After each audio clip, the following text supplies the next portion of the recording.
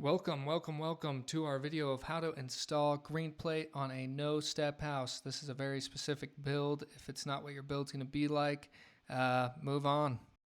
All right, let's start off with our ends. If your end's not square, square it off. Simple as that. If there's a split, cut it off. Make it square. And we're going to set that green plate directly on that chalk line that we've got for our exterior walls. And now we're going to mark each bolt onto the green plate. We just mark each side of it. This doesn't need to be perfect or exact because we're going to drill these holes a little bit big. One thing you're going to need to check is make sure your cup is going down so that when you suck those bolts down, it'll suck that cup flat. Okay, so now we're going to get the marks for where our bolts are going to be sitting at. As you can see, this board's going to sit like I marked the side of how this board is going to sit.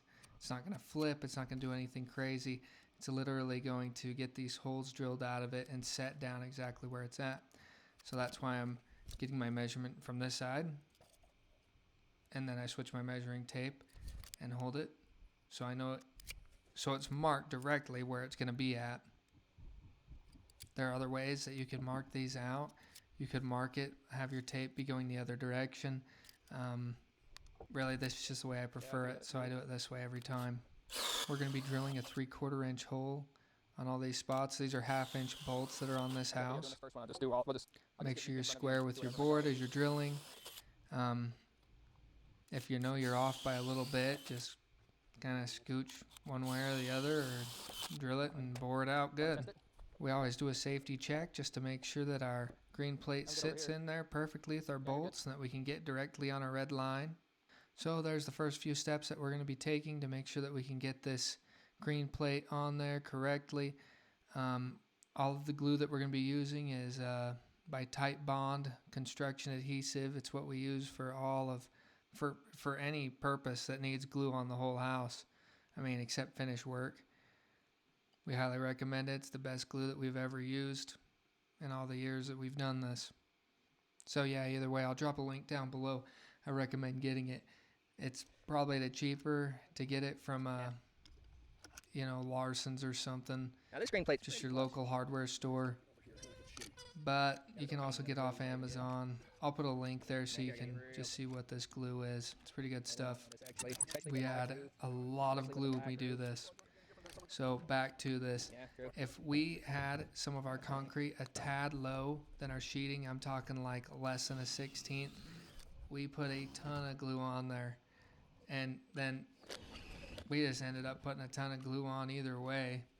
So either way, that's what we ended up doing. We put a ton of glue on, and then when we tightened our bolts, we didn't tighten them up too tight. We just tightened them up enough to where it would hold it down on that glue without squishing it out.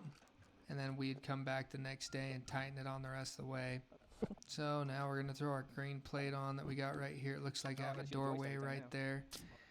We're going to see where all of our joists are. Seems how we overhang by, I don't know, about an inch, inch and a half, something like that. We end up just shooting on to all of them first and getting this green plate straight. We're using 16 penny nails, just smooth shank. Okay, I'll have to tighten these on before I can. Looks like I couldn't get that green plate to scoot over far enough, so I'm going to end up putting this bolt on and hammering it over right into place where I want it to be at. Like I said, all the bolts that we used were 1/2 inch bolts. We have our impact driver right here. I believe it's an impact driver. If I'm wrong, just leave a comment down below. It could have some special fancy name. Either way, you can see me tapping them into place exactly where it needs to be at. The tighter that you make your bolts on there, if you knock it back and forth as you're tightening it, you can really make that green plate straighten back out real well. Now I'm going to come back and hurry and shoot all those joists up. So sweet, that's really the main course of how to put this green plate down.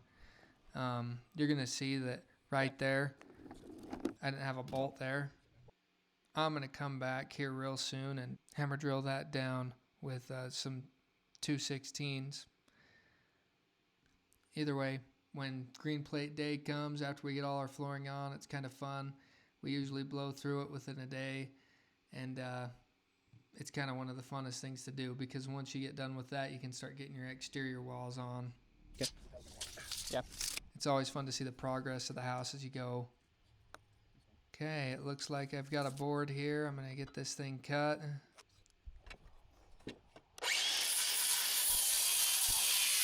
And we'll get one of these marked out again. Maybe I'll have all the steps I take here on this run here. Oh, it looks like we took a little bit off that last one too. Must have had something wrong with that board. I don't remember.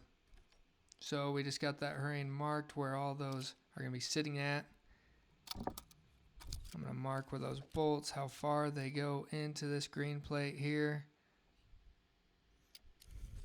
You can see I just mark right where it's going to go in the center of those marks I did before.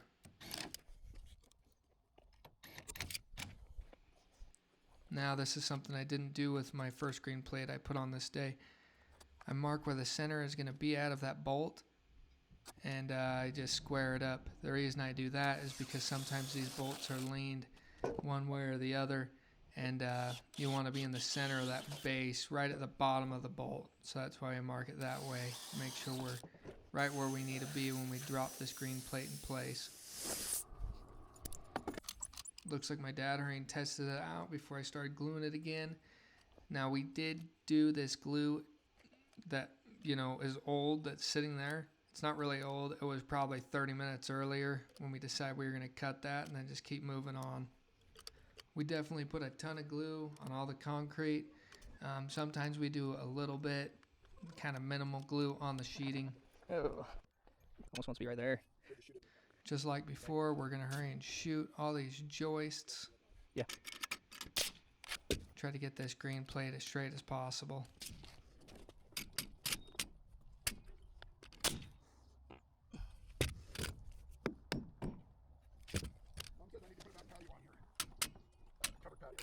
Think so? You're going to notice the washers that we're using. I don't know if you can get them online. If you can, I'll send you a link so you can at least see what they look like. I mean, you can see them here, obviously.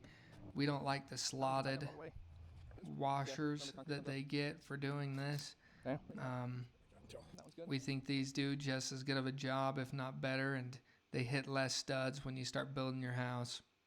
Or if you're doing a normal house with joists, you hit a lot less joists. That's for sure. So we like these smaller ones, these smaller washers without the big slots in them.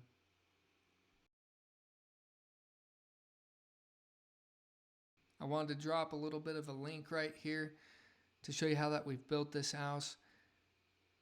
This is a no-step house. As you go from the outside house to the inside of the house, the only barrier you're going to have is a threshold. I mean, if you're in a wheelchair, that's all you'll be bumping up to get into your home. It's a great home for older people. I mean, that's kind of why we're building this one this way. This very particular concept that we've done a few times now. Either way, I'm going to have that link. I've already put it up there. I'm going to put it up there now. You can click on that. That'll take you to our series or our playlist of how we got to this point, of how we got all of our pony walls done down underneath our joists, and how we put our subfloor in, and how we made all the decisions to do that so that this house can be structurally sound and it can be able to bear up these walls, even these exterior walls. What's awesome is this next video is going to have the layout that we're going to put on this green plate to where our studs are going to be at, and they land directly, most of them, on the joists down in the pony walls. So check that out. Okay, if you have a small piece right here, like what we're installing, How much do you want? because we got a doorway here to the right hand side and to the left hand side, that's going to be going into the kitchen of the home. Either way, we hammer drill them. We put in 2 16-penny nails. Sometimes we'll do one gun nail and one normal 16-penny nail out of the box. We just tap those in. Once you get it to the point you don't want to over hammer these in or you'll split your green plate. You're going to see some concrete where that green plate's not going to cover there to our left hand side of this block we're putting in. The reason we're doing that is we had to make a decision. In the house, right there is where our kitchen cabinets are going to be. So it's going to cover that little strip of concrete. It's like about 2 inches showing right there. So you can see it even better right here on this clip. It's going to get covered by kitchen cabinets, so we didn't really care that that was going to be on the inside of the house. Second thing is we wanted that garage to be straight on the inside. So that's the decision we made. It's going to look good. It's going to work out great.